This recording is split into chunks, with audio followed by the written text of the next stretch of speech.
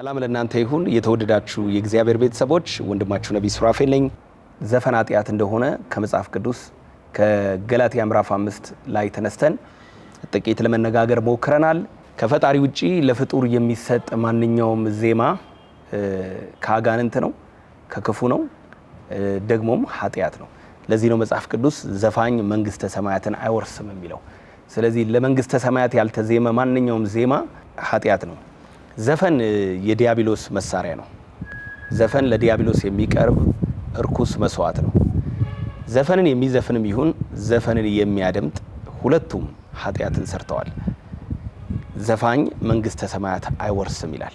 አዳዲስ ክርስቲያኖች አንዳንድ ሰዎች ዘፈን ለእንደዚህ ከተዜመ ኃጢአት አይደለም፣ ለእንደዚህ ከተዜመ ኃጢአት ነው ብለው የሚሰብኳችሁ ሐሰተኛ አስተማሪዎች እና ሐሰተኛ ሰዎች መሆናቸውን በዚህ አጋጣሚ ለመናገር ፈልጋለሁ። ለራሳቸው ምኞት ሲሉ የእግዚአብሔርን ቃል እያጣመሙ በውሸት እየተናገሩ እንደሆነ በዚህ አጋጣሚ መናገር ፈልጋለሁ። ስለዚህ ዘፈን ኃጢአት አይደለም ብሎ የሚያመቻምችና ኮምፕሮማይዝ የሚያደርግ በሙሉ ሐሰተኛ አስተማሪ፣ ሐሰተኛ ምስክር መሆኑን በዚህ አጋጣሚ ለእናንተ መናገር ፈልጋለሁ።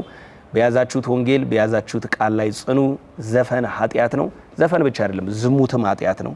እርኩሰት፣ መዳራት፣ ጣዖትን ማምለክ፣ ሟርት፣ ጥል፣ ክርክር፣ አድመኝነት፣ ቁጣ፣ ዘፋኝነት እነዚህን የመሳሰሉትን የሚያደርጉ የጌታን መንግስት እንደማይወርሱ ይናገራል።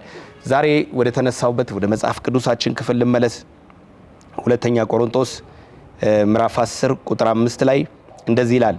ቁጥር 4 የጦር ዕቃችን ስጋዊ አይደለምና ምሽግን ለመስበር ግን በእግዚአብሔር ፊት ብርቱ ነው። እኛ የክርስቶስ ኢየሱስ ወታደር ነን። የኛ የጦር መሳሪያ ስጋዊ አይደለም። አሴ ክርስቲያን ሁላችንም ምንድነን ማለት ነው? የክርስቶስ ኢየሱስ ወታደር ነን።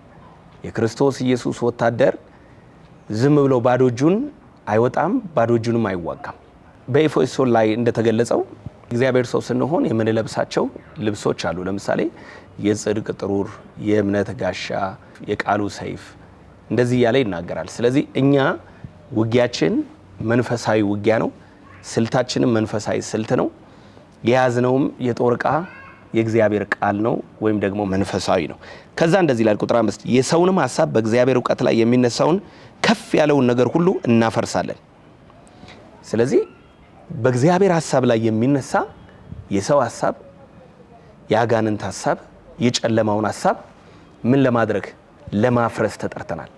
የዲያብሎስን ስራ ያፈርስ ዘንድ የእግዚአብሔር ልጅ ተገለጠ በሚለው ቃል መሰረት የኛ የቅዱሳን ስራ ሁል ጊዜ የጠላትን አሰራር ማፍረስ ነው። በዚህ ሰሞኑም ያደረግነው ይህን ነው። የዲያብሎስን ስራ አፈረስ ነው።